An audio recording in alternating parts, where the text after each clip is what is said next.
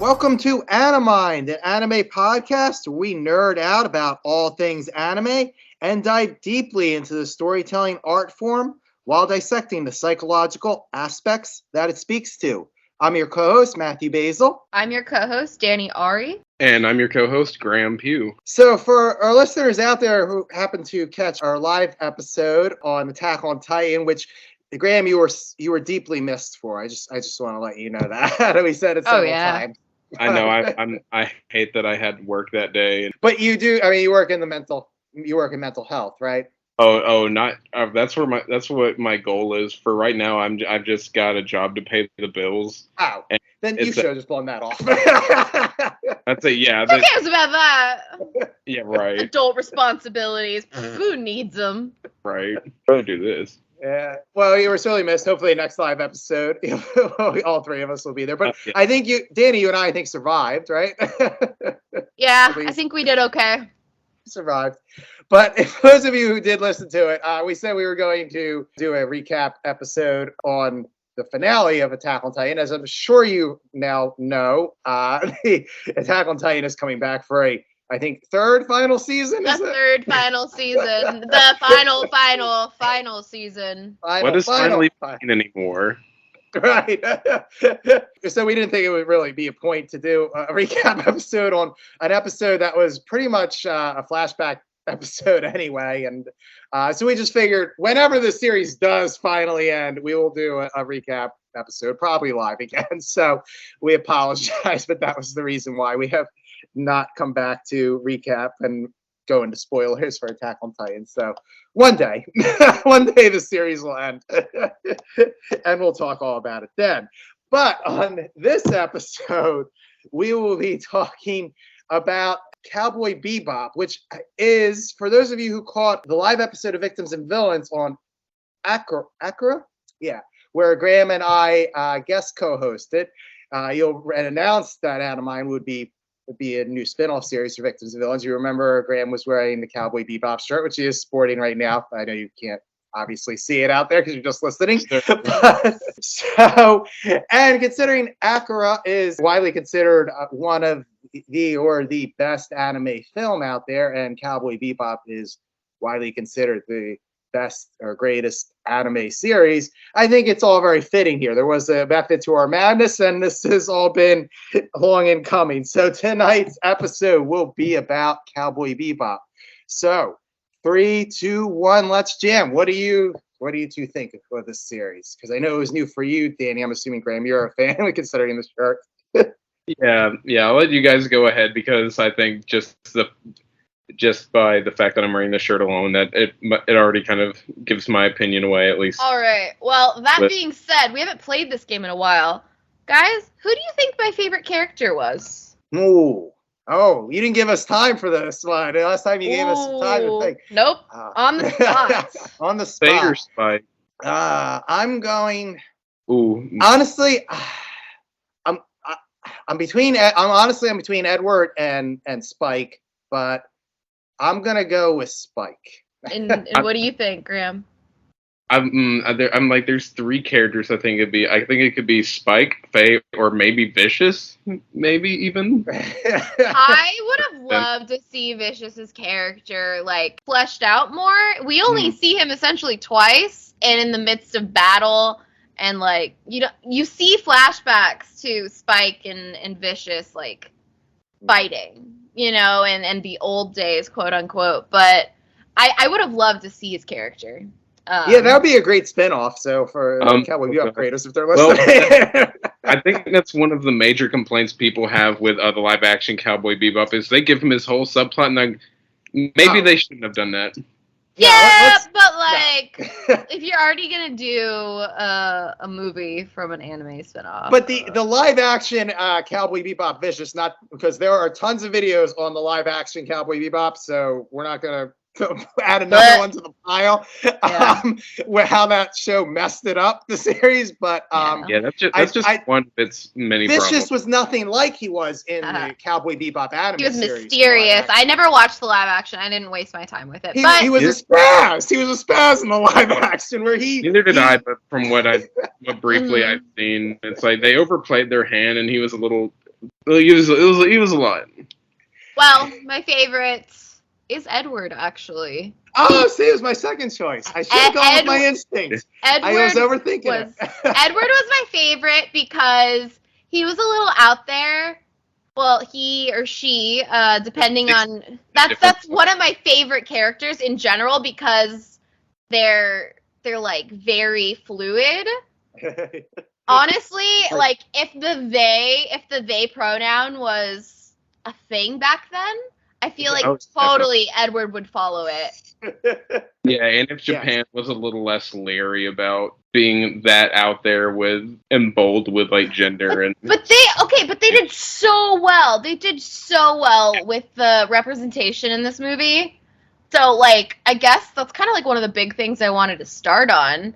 But let's talk about a little bit about the story itself before we talk about character representation. For those of you who have been listening to the series, I am new to anime. I haven't hidden that in this in our season here, and I got first introduced to anime in college because my roommate would have Adult Swim, which was where most of the West was introduced, or at least in the U.S. was introduced to Cowboy Bebop, and I would watch some of the shows that my roommate had while I was getting ready for bed. Inuyasha was one of them, which is still probably one of my favorite animes. It's certainly probably within the top like 5 or 10 of my all-time favorite TV series.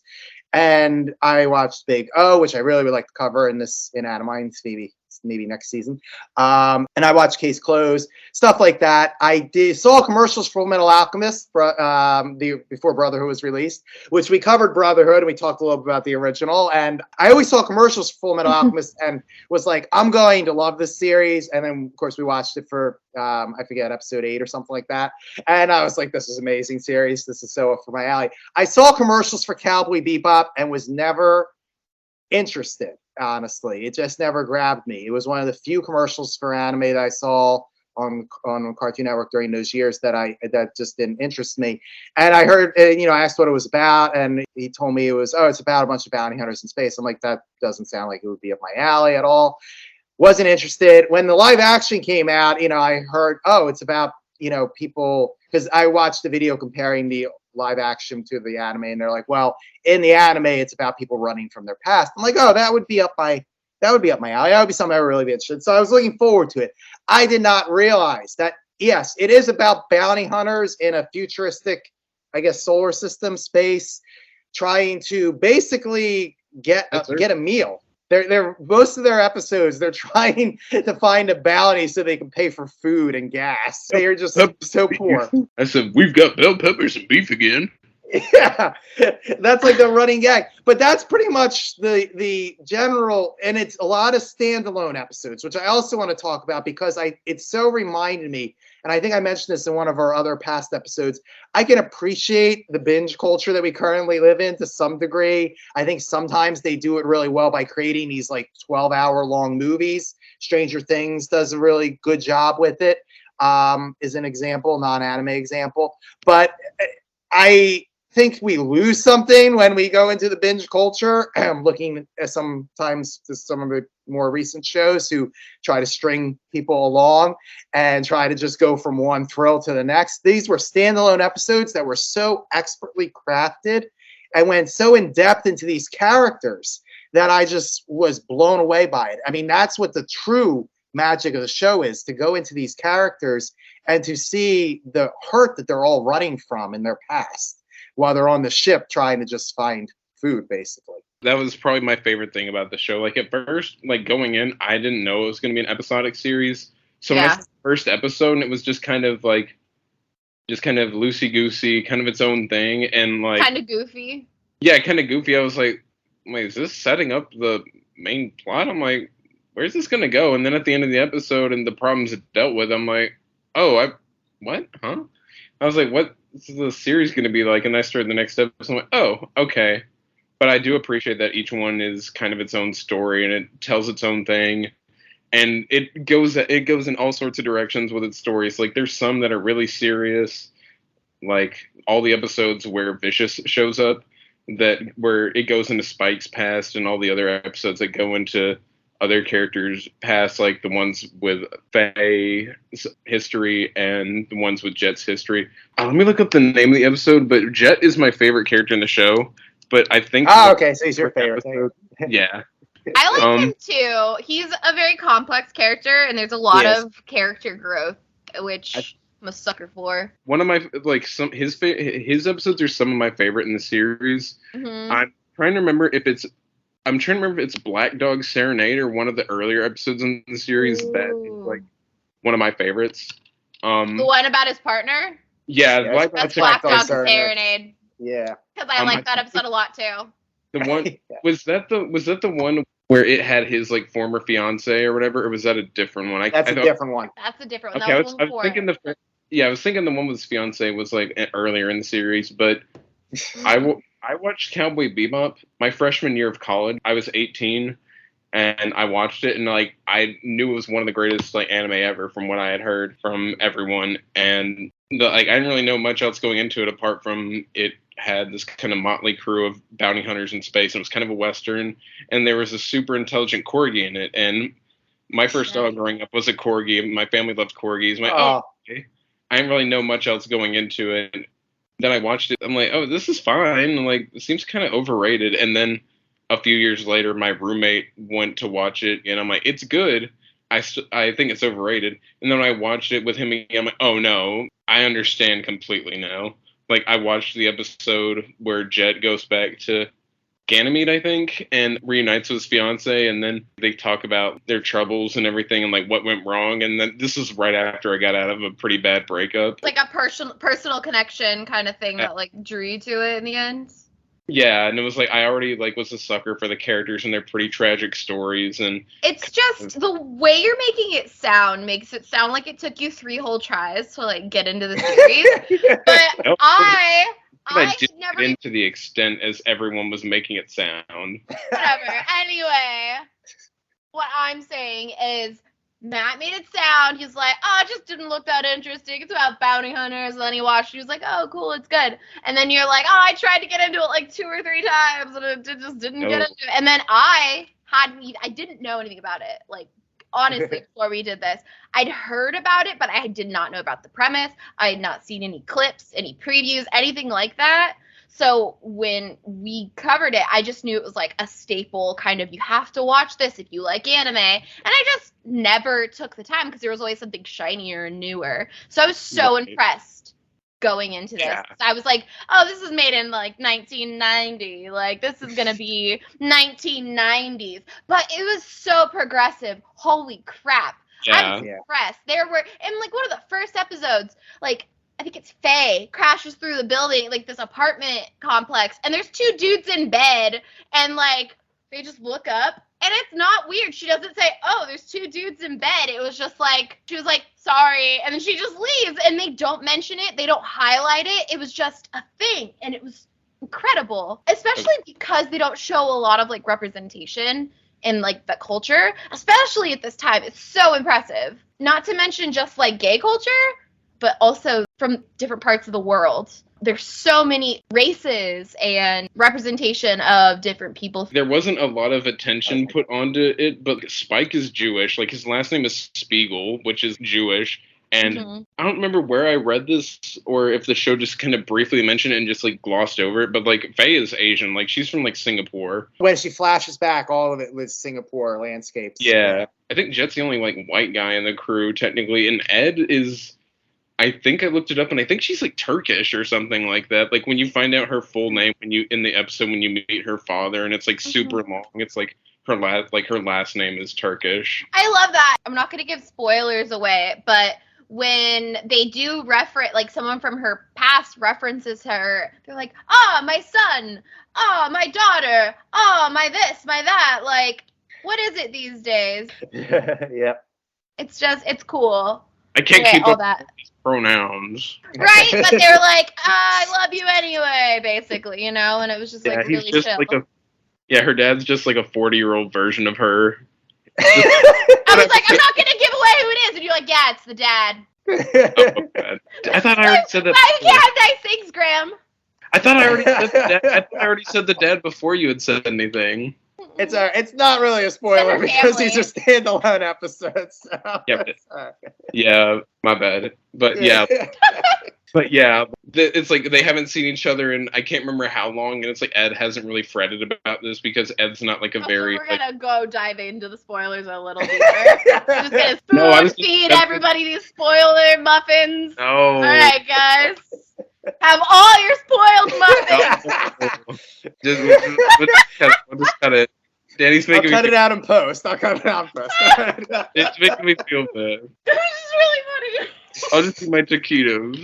No, there's a lot of representation in Cowboy Bebop, which was really impressive, especially for the time, because, like I said, it was made in the late 1990s, early 2000s, something like that.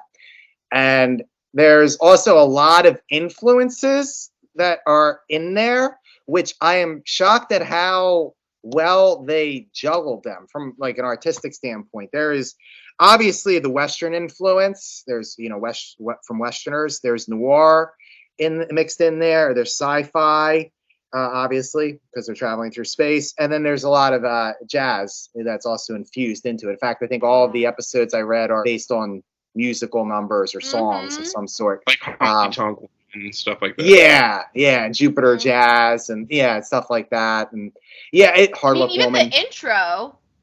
Yeah. It's very jazzy, spunky, and when I was watching it with my best friend, I was like, this reminds me of Archer, the TV show, the cartoon. Oh, yeah. And he goes, that was based on this, right? And I was like, what? Is that a true story? Like, look, we gotta look this up. I'm like, this. I should have done my research. But that's what he said, and I was just like, really? Because that would make a lot of sense because the music's similar and like the transitions and all the color blocking and. I'm just imagining Spike with Archer's voice now. That's funny. Well, you said, Graham, you met the the English voice actor for Spike, right? Yeah, Steve Bloom. I went to a panel of his a couple of years ago at a con I was at. He's a super chill dude. A couple of years ago? A couple of years. I've only had... We know where Danny's mind's at. Yeah. It was a couple of... I'm half deaf. Screw you guys. No, that was like back in like 2019, I think. But like months before I watched Cowboy Bebop, same convention earlier year, like in 2014, the entire cast was there. But I hadn't seen Cowboy Bebop at that point, so I'm like, I don't care. And then I'm like, so mad that I didn't get to now. You're like, I should have went anyway. Yeah.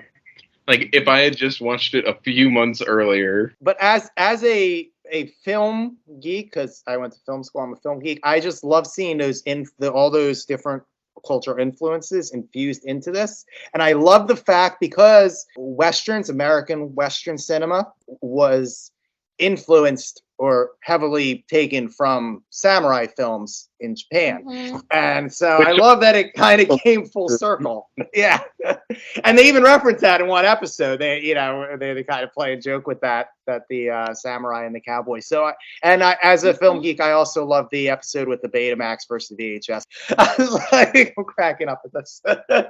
So good. There were so many really impressive things done in this show. Like, something that I couldn't pinpoint.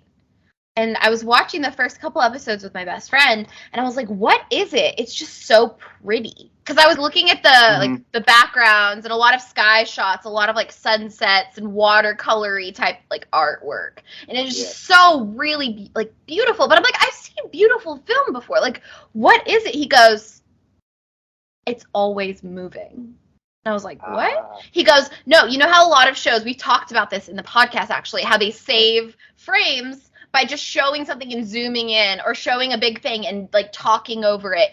But in this, it's very, very rare. I could count probably on one hand between all the episodes, the scenes in which the far off is actually zoomed in and you don't see clouds moving or waves moving or birds flying. There's always something else going on that makes it more dynamic. It's the most simple thing. It could just be the light coming in and just lighting everything. And you don't think about from an art point of view, when you take a light and you shine it on this one scene, they could just zoom into this person's face and be like, we just saved hours of work. Right. But no, they actually take this light and it like turns around the head and it lights up different parts of the face or something similar like that. It happens constantly. And it could have effectively done the same thing story-wise if they just zoomed in on the person's face. But they did it. And I think that's why I really appreciate the art in this. Yeah, it's very, very. I mean, we talked about, I think, in the first episode, how a lot of cinematic elements were pulled into anime, and this definitely, they didn't do like the I guess cheapo, you want to call it, cinematic stuff, but they did have so many, like you said, pans, doves flying in the background, silhouetted characters, so many stuff that you see in film. The Pierre episode, where I was about to mention that one. Yeah, like the show like has so many influences, like and it's all mashed together, but not in a way that's like, oh, that's just clunky. Like to the point that in the intro, like there's text flying in the background, and it says the work, which becomes a new genre in itself, will be called Cowboy Bebop. Will play without fear of risky things. It's got all these weird influences where it's like blaxploitation. It's got like French New Wave, Hong Kong like action movies, like John Woo influence, gang movies, the stuff with the Syndicate and all that. But another thing I think that really sells the environments is they're usually fairly mixed up. It's not like, oh, it's like really sci-fi or really Western. It's like a little bit of both. And like the environments change so much because they're able to do that and because of its episodic format. But a lot of it really feels like really dense or lived in. In the Mushroom Samba episode, like the planet it takes place on is very like kind of desolate. But there's like a few locations, but there's like still things going on. Like there's a few people selling stuff out of their trailers or whatever. Like there's those 3 recurring old guy characters who are always hanging out, and you see them in the bar. And you see like the bartender at the counter, and like the fan is spinning. There's still stuff going on. I think it's in the Cowboy Bebop movie, Knocking on Heaven's Door, where you can see it a little bit more. But like you see, I didn't watch that. That's a thing. Yeah. I'm saving it because the series is finite. It ends after 26 episodes. So that's why I'm like saving the movie, so I still have one new one to watch. Yes, I was like, there's nothing else. Yeah, there's a movie. And it takes place like kind of like out of sequence, like after Ed joins. Don't give me any. No, I just said after. I will hang up this Skype call. I am so serious. Like it's like the full crew is there, and then it's like they kind of are doing their own thing. No, what do you mean the full crew? Stop talking. Stop talking. Like it's like after Ed joins, she's not in the group immediately. Okay, we're done talking about the movie. Let's go back to the show. No, that's what I'm talking about. I'm talking about the show. The movie is like in its own, like after episode like 5 or something, when it's like you got the main cast together. Anyway, but like you see like more influences. Like Matt's laughing because I'm about to like strangle you. I remember seeing one tweet like a while ago, and it was like, I don't think black characters have been done as well in any other anime as they have been in Cowboy Bebop. I know in some shows it's kind of like, oh, that's a little. Well, I was gonna say, especially with the art, there's been a lot of like really inappropriately characterized like animes and like anime characters where they're like, oh, we're gonna include the one guy, and then that's his entire character. You know, they're like, oh, this is his voice, and this is what he looks like, and he's the only one, and everyone's going to make jokes about it, or he's going to be, like, super proactive, and this or that. Like, they don't make a big deal about race at all in this, and it's just so well done. It's just there. Like, there's black characters here, yeah. Like, the Mushroom Samba episode is basically a blaxploitation episode. Oh, yeah, because you think of, like, what's her face? Like, the one lady's basically Foxy Brown. Yes, that's what I was thinking of. I couldn't remember her name. I was like, she's got the cool hair. I love but it's basically a blaxploitation movie where they're like very 70s fashion. Got the bell bottom. She and one of the other black characters in that episode have like big afros and stuff like that. Love it.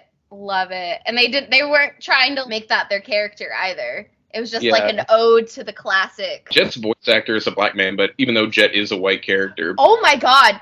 Okay. For everybody listening who hasn't seen this, watch it in dubbed. It's so well done. It's so well done. The voice actors are phenomenal, especially for I love Jet's voice. Okay, so I have this thing about like speech patterns or like lilts in the voice that are kind of like move on the tongue like music, you know, when they speak, and it's almost a visual, like, I don't know, there's just something like really, really appealing. Yeah, like some like girls have that clear speech pattern. Yeah, it's like up and down, but it was so fluid and it was so well done. I loved listening to him talk. And Spike's voice actor just has a really cool voice. He just sounds like too cool for school. And he like always sounds like that, like barely different. Yeah, so he doesn't have a lot of. He doesn't need to have a lot of range when his voice is naturally that cool. Or he has like more inflection in his voice normally, but like apart from that, it's like that. Well, it's the character though. Oh yeah. I really love Edward because Edward's just so like an astronaut. She's always got her head up in the clouds. She's always kind of a little detached from reality at all times.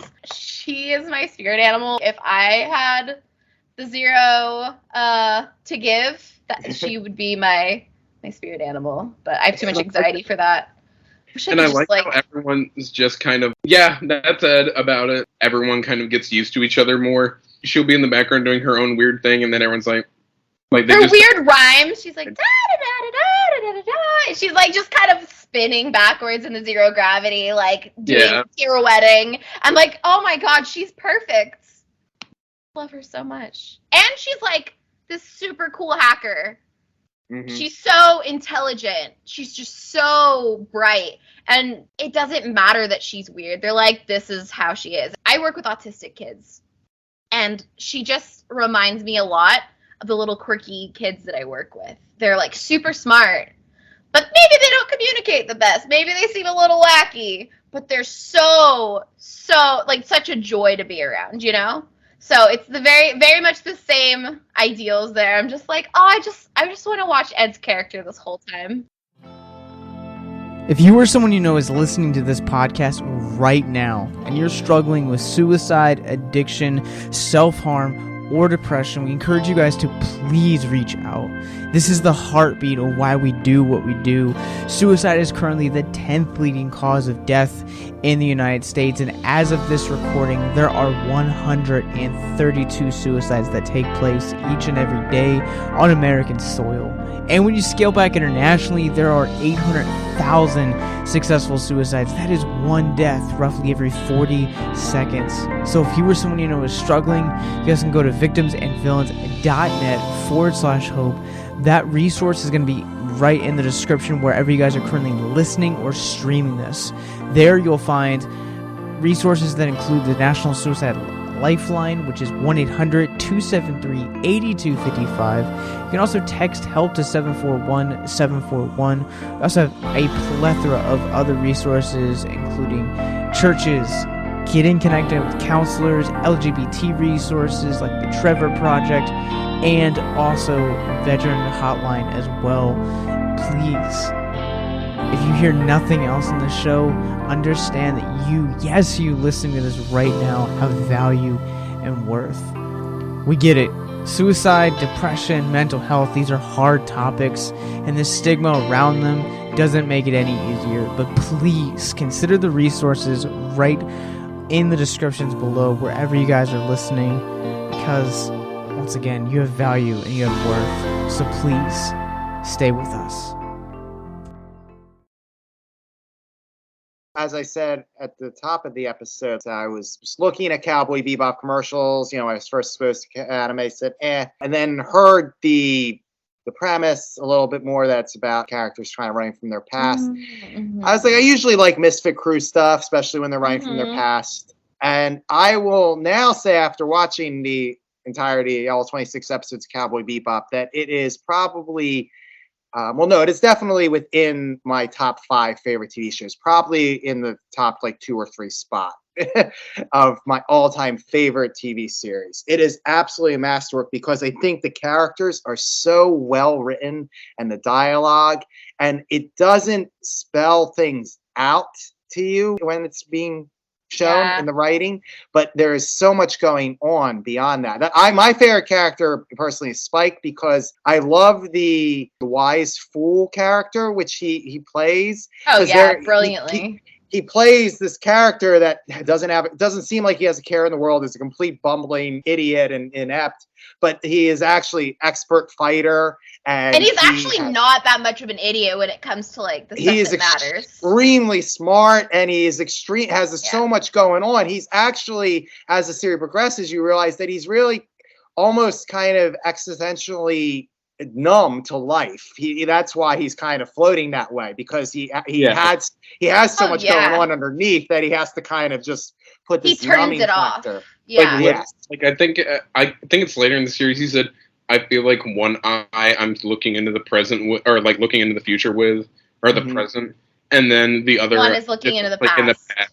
Yeah. And there is no present. Like that dynamic that basically with Faye is that I love it because she's so emotional, and she's so easily, I guess, triggered, and she's easily angered, easily swooning. She's like, oh, you've got money, or this is my ticket out of here, whatever, like always wanting the next exciting thing.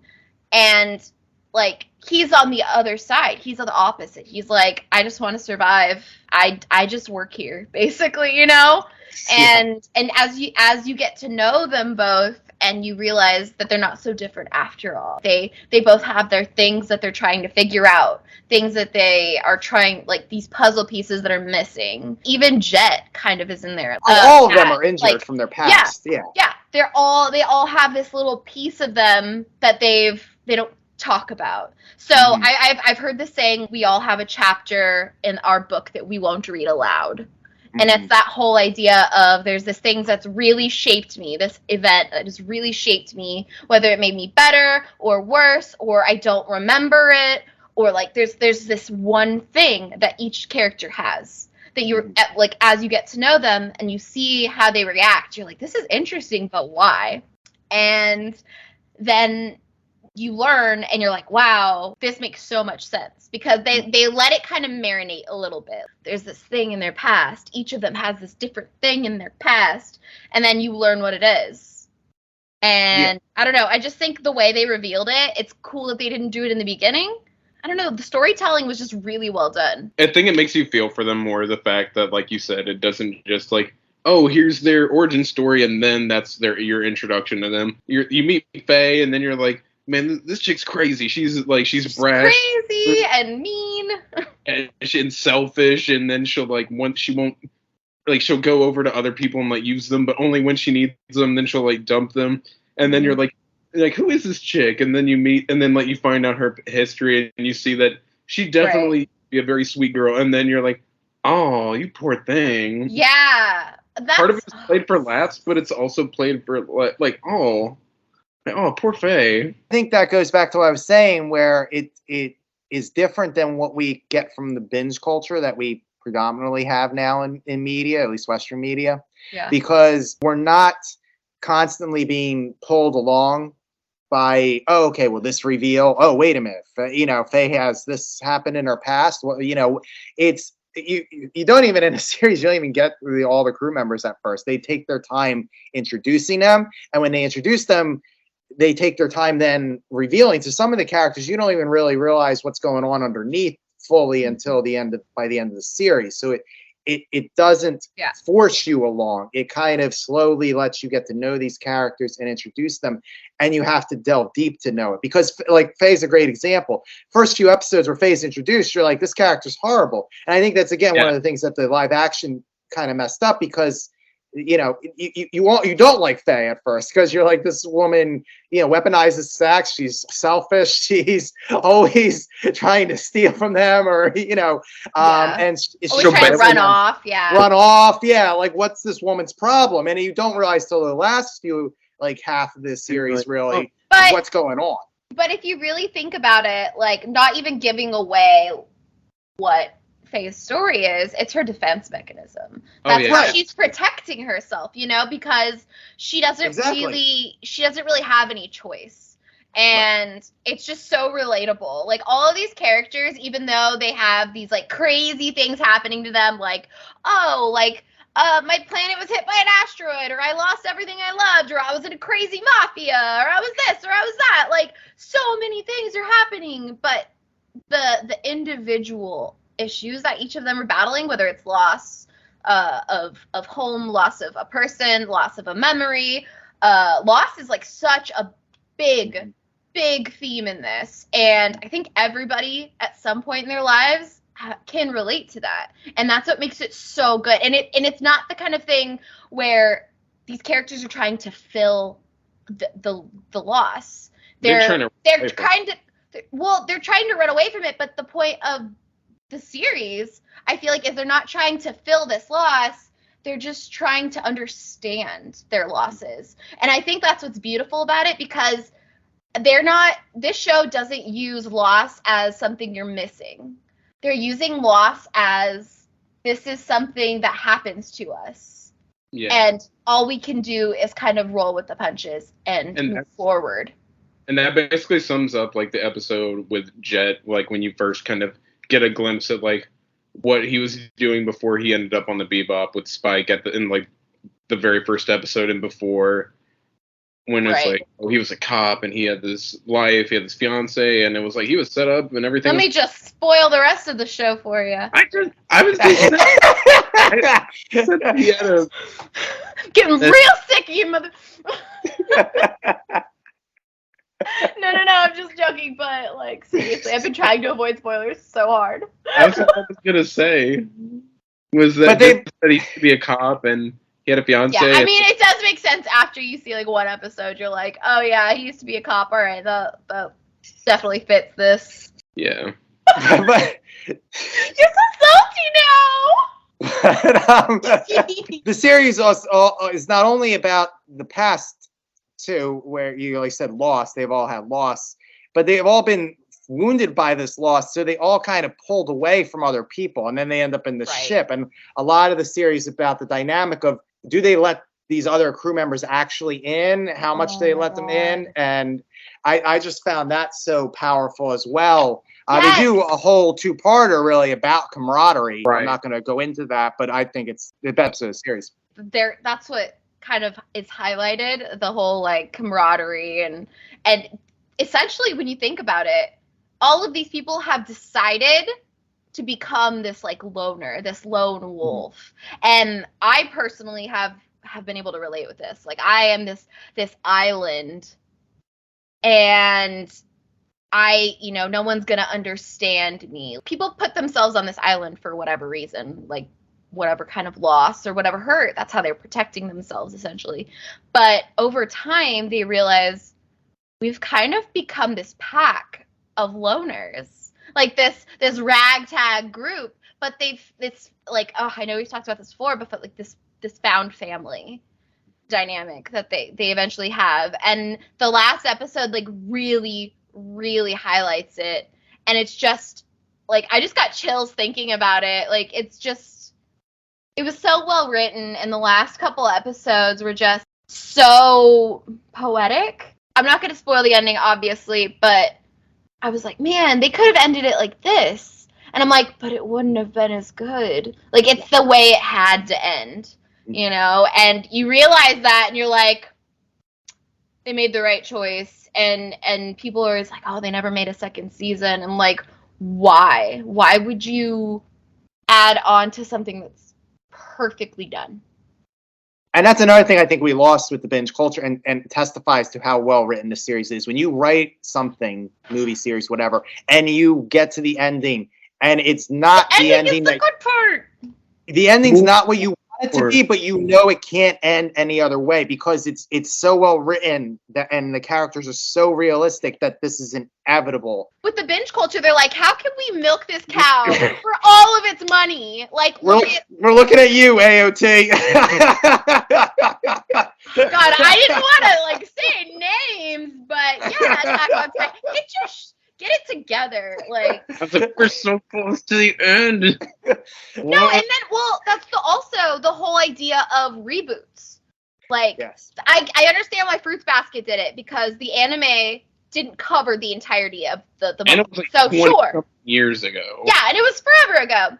But when there's something that's like, hey, this is the end, or is it? Like, we know there's more because the manga, like, you could have finished the last like 4 chapters in of the manga in like 2 episodes, but you drug out the boring parts of the end of the books. Right. And so now Attack on Titan is really upsetting me still. I'm still not okay about the fact that they extended it a 3rd final season. Okay. I was gonna say, let's not open up that wound again. We all did that, you know. The wound never closed. Never closed. That's why Cowboy Bebop ended, because the creator said he did not, because this is actually one of the few anime that's not based on a manga. It's originally just an anime series. And the creator, who is, I'm going to butcher, Shinichiro Watanabe. Thank you, Graham. Oh, he said thank you for saving me from that. He said he did not want to see it dragged on. Again, another thing, like I said, we lose with the binge culture. He said he did not want to see this get dragged out. He had a finite point to the story. He wanted to see these characters go through a journey, and he wanted to see it come to an end. And I think it makes it the masterpiece that it is, because he did what he did. And there is an ending, and it's very and short. There is an it's short ending. And sweet.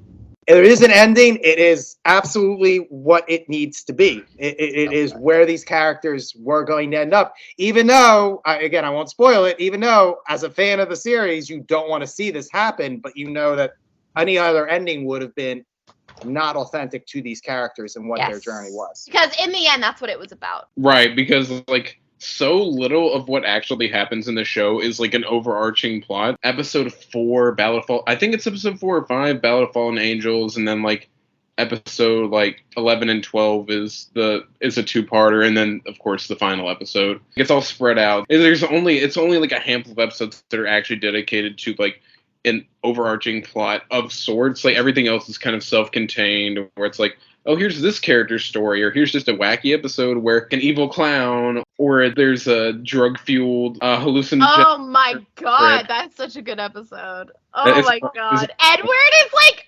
again, Edward's my favorite, okay. I love when Ein just starts, like, eats the mushroom and just starts hopping away like a little toy. Like a little, oh god. I love Ein too. Ein's a good character, very I was gonna say, Ein's probably my second favorite. I wish that there was like another Ein and Ed episode, or like an Ein-centric episode with like no dialogue. That would have been fun. Like but from Ein's point of view kind of thing? That would have been cool. And, like, I think that's another spinoff. Let's do the whole series through Ein's point of view.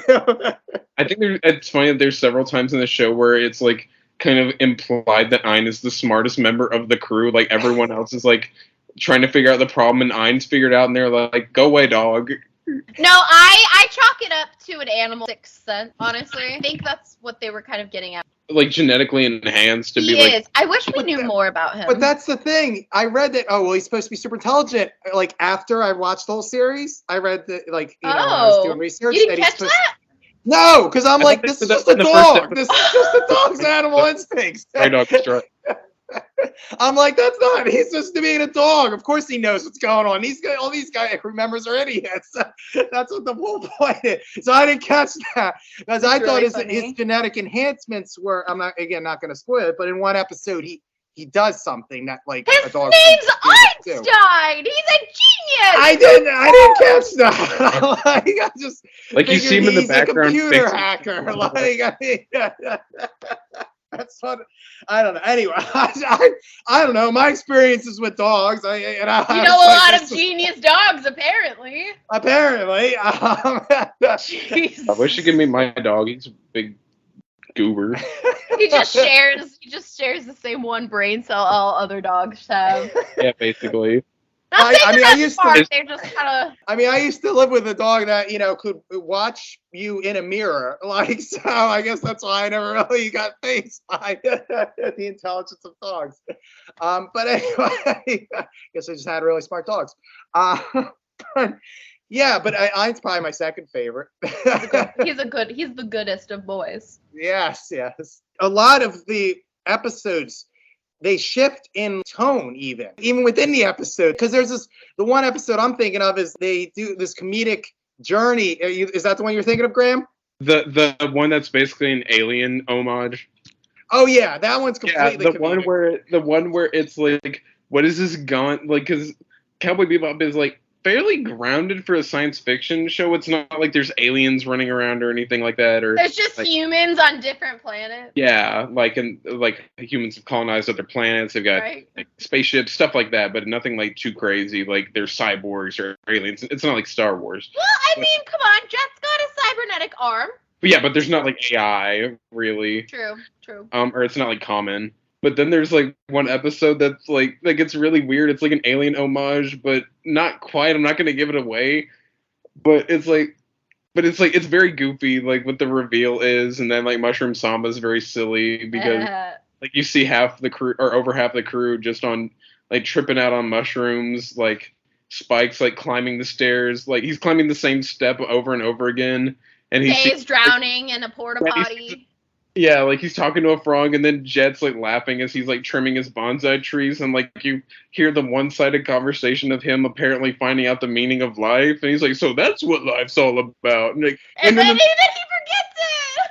He's like, "What was I just talking about? I don't remember." And I was just like, and then it's like, and then you get like the very melodramatic, like Spike's backstory stuff like that, where with Syndicate and very heavy kind of stuff, and then you get the silly episodes again. And yes, the first episode, like you see Spike running around with like a sombrero and like a Mexican poncho, and he's like flipping over tables and stuff and being kind of like, it's like kind of lighthearted goofiness. And then at the end of the episode, it's like there's like heavy moments and there's like use of silence, and you're like, oh, like there's this character that Spike kind of gets to know, and then like, there's this really heavy moment with her at the end, and then you're just kind of like, oh, that took a turn. And then episode, and it's something completely different. And that's what I really like. One of the other things I really appreciate about this anime is because you watch like some things I'll watch like 2 episodes like we were talking about during the live episode of Attack on Titan. I would watch like 2 or 3 episodes, and then I'd have to go watch something like funny or silly or goofy or lighthearted. But that's what was so good about this series, is that they would have like one heavy episode and your gut feels, and you're just like, oh, I don't know if I could do that again. And then they're like, no, it's okay. They're going to be high on mushrooms this next episode. And you're like, oh, perfect. Yeah, exactly. It's just so good because you already know that you just laughed your ass off in this episode. So you're like, it's either going to be something like chill, something informational, or something heavy. It's never the same thing twice. Like it like back to back. And that's what makes it so fresh every single episode. And that's also what I enjoy about it being like episodic like that, is if you do decide to binge it like I did, it's not too heavy to just watch a couple episodes and you're like, I could watch a couple more. But I'm like, it's just so well done. I didn't want to do that, but at the same time I wanted to be able to talk about the whole thing. It's not like, oh, that kind of ruined the previous moment. Right, like, and it's very well transitioned. It's not like out of character for these characters to be goofy or wild or high on mushrooms. I don't remember how many years it was after Cowboy Bebop that Samurai Champloo came out, and it's similar but different. Like, it definitely has the same, it's like a spiritual successor almost. Like, it's set in like Edo period Japan, but it's definitely got like some modern influences, like hip hop and graffiti. And it's also episodic, also has very similar tone, where there's like character-centric episodes that are more serious, and then there's like really goofy ones, like a field of weed catches on fire and everyone gets high, and then there's like really heavy episodes where it like goes into the main character's past and stuff like that. Like one of the main characters falls in love, and it's like a relationship where it's too good to be true, but it's very similar tonally. For the people who are like, oh man, Cowboy Bebop ended, it's not the same, but it does scratch that itch.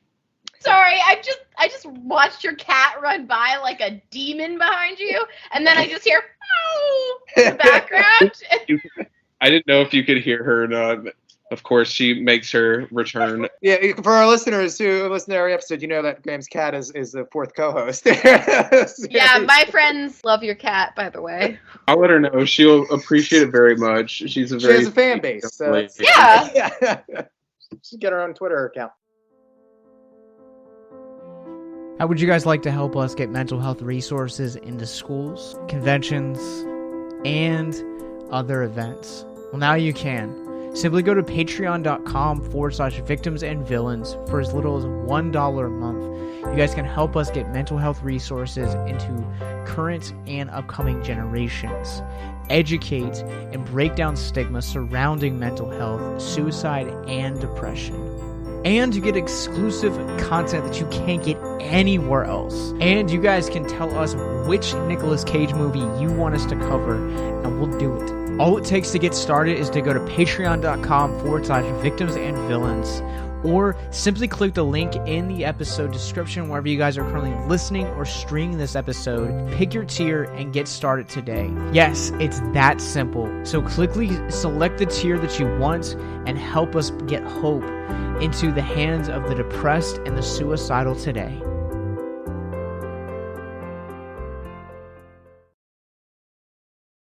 What I also really liked about it as a writer and watching this writing unfold was that the conflict, and what I think I like about anime a lot is that in media, I like when the external conflict, whatever's going on externally, is kind of almost in the background, and the real focus is what's going on internally. Yeah. And most of these episodes, as I said, are them trying to find a bounty so they can eat, because they're all scrounging around for like leftovers or whatever they can find, and they're all starving and basically or need gas. I mean, a couple episodes I think they even run out of gas or something like that. They're like, we're stranded here, now what? Yeah, we're stranded here. Now we got to wait for a bounty on this planet so we can get off it. It's such the poor college. Oh my God, that's another thing. As someone who grew up poor and like, depending on how often my clients cancel, I also am on that poor bus occasionally, and yeah, it's another thing that's really relatable. They're like, here's beef and peppers. He's like, there's no beef in here, it's just peppers. And I'm like, yeah, I've been there. We're like, oh, we're just gonna eat eggs now. All right, I'm gonna have 12 eggs because that's all that's in my fridge. Like, I get it. That struggle bus is so real. It still aged pretty well, because I'm like, that was like 30 years ago, and it's still very much a problem. Samurai Champloo is the same way. And then at the end of Mushroom Samba, when Ed just has a ton of like shiitake mushrooms, and then everyone gets to more spoilers. No, like we're to the point where everyone is like, I don't even care about mushrooms anymore. Like, I'm not even hungry, but it's like we can make like, it's like we have 6 dishes we can make, but I'm so tired of mushrooms. I don't know, man. I could eat mushrooms forever. I just love just raw mushrooms. Like, just mushrooms with like a little bit of like salt. Okay, yeah, I was about to say completely raw. Oh, yeah. I've done that too, but you can only do that for so long. Anyway, Yeah. I'm really hungry. Got me thinking about eggs and mushrooms. Ooh, omelet sounds really good. Sorry, continue. But yeah, but the internal storylines are what drives this series. Well, that's what we were talking about, yeah. Yeah, that's what we were talking about before we got sidetracked by mushrooms. That can be taken multiple ways, but but yeah, that's what I think I loved about the series so much, is because, like, so when the internal is the focus, and that's what makes it so masterful, because they could do a whole episode where they're chasing after some crazy criminal and like they don't even get the bounty at the end, and it's a crazy, and they cause mayhem as they're trying to find this criminal, but there's so much going on underneath, and that's what really drives it. And some of the more serious episodes, as Graham said, which I don't even consider an overarching plot line, it's just the fact that I guess Vicious shows up multiple times. That would be the closest thing to it, because you're not the only one. I've read that that's the overarching plot line, but like I said, I read that before I even started the series, and then I was watching this. I'm like, I don't know if I would consider this an overarching plot line. I think it's just Spike's past constantly coming back to him. And biting him on the ankle. Ties in, because he keeps trying to like run away, and then he's like, I live in the future, but I'm also stuck in the past. And then like the intro or the outro is like, it's straight up just like his past, like a scene that like you get glimpses of in the show itself, and you kind of get an idea of what more is going on with him, just like watching the animation of him before he joined the crew. And then but only a little bit. But the other individual episodes of the crew members don't really connect. But like his are a little bit more connected. Yes. But yeah, I wouldn't really consider there being an overarching plot. But like he gets the most attention, barely 4 out of 26 episodes, like not even an eighth of the show. Yeah. Yeah. Well, because again, without going into spoilers, the whole I think premise or kind of thesis, we'll say, of because I think I can use that word here. The thesis of this series is that you need to let go of your past and you need to move forward in life, and we've talked about that in a lot of previous episodes of Animind as well. And I think that's the whole point of these characters. All are injured from their past. They're all trying to kind of find peace with it and go back to it. Even if it's, like I said, Spike does it probably the most often, but you see it with Faye, you see it with Jet as well in 1 or 2 episodes. They're trying to go back. And every time they kind of go back, it actually causes problems. And, that's, I think, kind of the thesis is that you have to kind of cut ties and let go and move forward with it. Otherwise, it will destroy you. I'm not going again spoil anything, but at the end of every episode they have a little like usually tagline that says like "See you next time, Space Cowboy." Sometimes they change it a little bit, but the last tagline of the last episode is "You're going to carry that weight," and I think which is a reference to a Beatles song, but also yes, which is with all because there's a lot of musical references in this series. But like I think it just kind of wrapped up basically the idea like presented in the series. They're like, that's the end of the story, and like everyone carries these weights, and I think being mental health podcast, I think it is something that we don't always think about. It's not something that we're actively, and I think that's part of just a trauma response or part of like how we respond to loss or to grief or whatever, is that we do carry these weights through life, and sometimes they stack up if you don't deal with them and move forward, move through them. Because if you just stay like Spike, he's got one eye in the past, one in the future. Because of that, it's held him back. It's held him back from connecting. It's held him back from these interpersonal relationships with people that essentially care about him, because he's so heavy with these burdens. And it can be said about all the characters, of course, but him especially. And they're all kind of, it's like they care about each other, but they never they're not super open. They never like verbally express, "Hey man, I love you," or whatever. Like Jet and Spike, like Spike's the closest thing to like, he's like probably the most like sensitive guy in the crew. Like he's got the biggest heart, and he's big like teddy bear, yeah, big old teddy bear. And he's also like the father figure too, which is like a whole other discussion we could do. But like he's like, the Bebop is his ship that he bought, and he's the one always cooking for everyone, and he's like the most mature out of everyone. He's providing, he's feeding, he's caring, he's paying attention, he's doing that whole "I'm disappointed in you" act, Yeah, but it's like he's the one who takes in everybody in the crew, basically. Yeah, like even like whenever characters like disappear and show up again out of the blue, Faye. Where have you been? Yeah, he'll be like, "Oh, Faye, you come again," or whatever. Right, you keep doing this crap. Or like Spike, like you're gonna give me a heart attack, essentially. Like, yeah, he'll be like, "Oh, you decide to come back again after how many days?" You make it sound like he's an old man. I mean, he basically is an old man. Like, yes, he's the old father of these this crew. Like, crazy spiritually, he is the old man of the group. He gives off old dad vibes. Yeah, like he's bald with mutton chops, and I love him. He's so good. He's got like the apron and everything, but it's like you look at him and he's like got scars and these prosthetics and stuff, and he's a grizzled cop. But then it's like he's like, "All right, guys, it's time to eat," and he's like, "Hey, you guys stop fighting on my ship." But anyway, what I was trying to get at is it's important for us to get through and move forward these heavy things from our past, so we're not carrying that weight. So like, we can't get rid of our past, so we're always going to carry something, but there's no reason it needs to be weight. Essentially, there's no reason it should weigh us down or hold us back.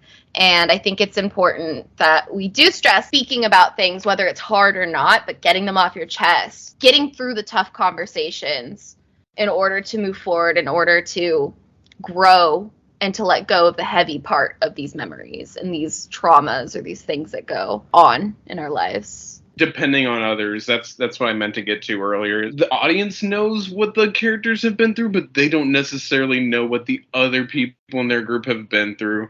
And it's like, they care for each other at a certain level. It's like when push comes to shove, even if they're all like, I don't care about you, I'm just saving you because blah, blah, blah, or whatever, they'll still help each other out at the end of the day. And then it's not until later in the series where that kind of shows itself a little bit more. Their shell starts to crack a little bit. Yeah, I agree. That's, I think, one of the beautiful things about the series is, again, because so much is said without being said in the writing. My favorite series in live action series is Lex. My favorite comic book is Runaways, and this is present in both of those.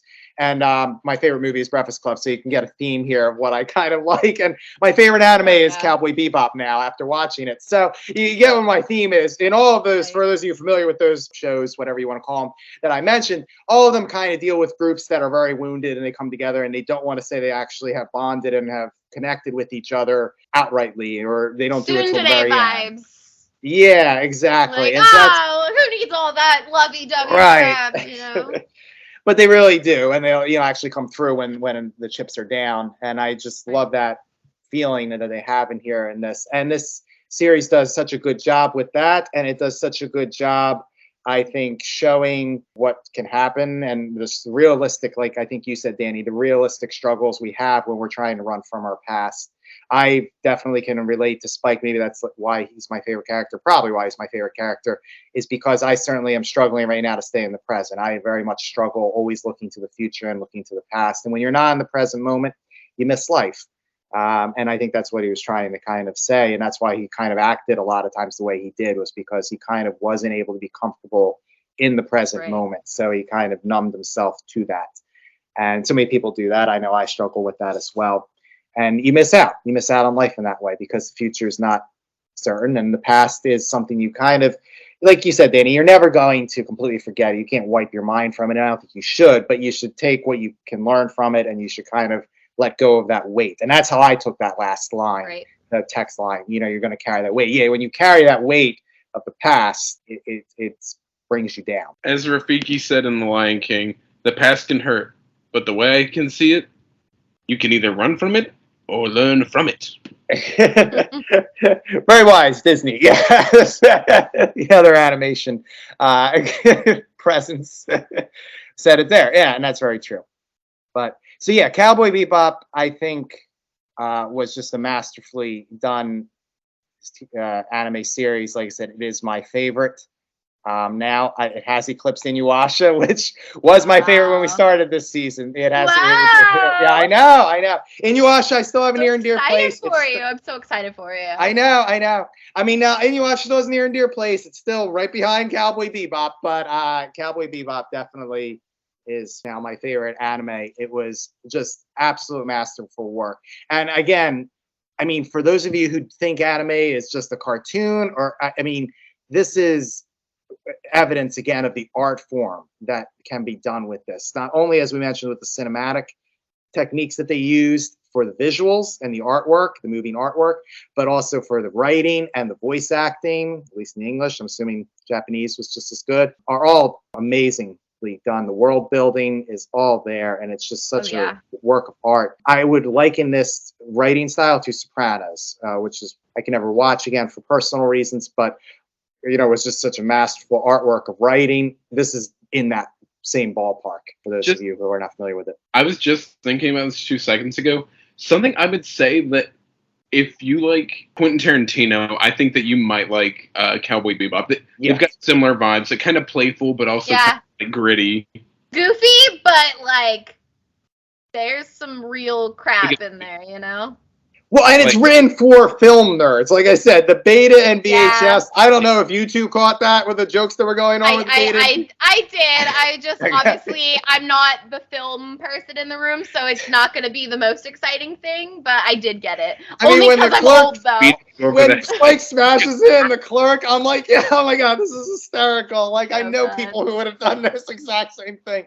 And yeah, and just the mashup of genres, the noir and the sci-fi and the western. You wouldn't think this would work, but somehow they make it work. So all good. these cinematic genres. Like there's an episode where Spike shares his philosophy and he straight up quotes Bruce Lee. Bruce Lee's like. Well, and I think his fighting style is based off of Bruce Lee too, right? Yeah, Spike knows Jeet Kune Do, and he's like, be like water, which is something directly lifted from what Bruce Lee said. And in an episode, he fights a person who's modeled after, I think, Kareem Abdul-Jabbar, right? Yeah. And he fights him on the bridge like Bruce Lee did. Yeah. He's the guy who tries getting Ein throughout the episode. Little Easter eggs are just there's so many like historical references and musical references and just like all around like it's a masterpiece. It's glad we ended with this. Yeah. Yeah, it was a really good ending. Like, it was a planned ending because that's how Graham foreshadowed it in our announcement of the series. Yep. Don't tell him it was an accident. Like now at this point, like I think I'm either gonna like after we get off, I think I'm gonna grab my copy of Samurai Champloo or go back and watch a few more episodes of Cowboy Bebop, just random episodes. Same. That's what I'm gonna do too. That's why before we started the show, I asked you, I was like, where can I buy this on like DVD or Blu-ray? I need to like own this. This is just because I'm a '90s kid, you know. I mean, I have a collection of movies. I gotta actually physically have this copy, even though I can watch it on YouTube for free. Which you can watch it on YouTube for free. So if you haven't watched it, go watch it on YouTube. It's also on Hulu. It's also on Hulu. And Netflix too? Yeah. Yeah, at least currently. Yeah, right now. And it's on Crunchyroll too, obviously. I think YouTube, but like I say, if you're a complete cheapskate like me and don't have anything, you can watch it for free on YouTube. I think the last 2 episodes are the only thing that's missing. So just get a free trial for Crunchyroll and watch the last 2 and then cancel it. Yeah. But I think this was a really good, a really good thing we ended on for the season. Yes, this is our season finale. Yeah, so we survived. Yeah. Right? Look at we. Not only did we introduce you to a whole new world, we also gave you a new favorite anime. Yes, and only in 1 season. So good. Imagine what future seasons can bring. No. I'm excited to see how many times your favorite changes in the next. Yeah. So this is the finale for season 1. We will be back in September. I'm not sure when in September yet. We're still in discussions with that. But we will be back in September for season 2. But this is the end of season 1, so we made it through first season.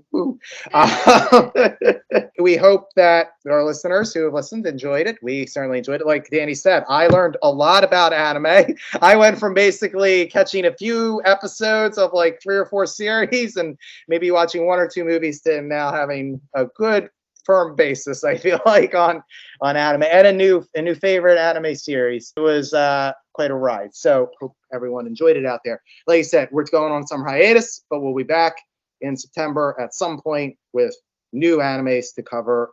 But in the meantime, where can our listeners find you at?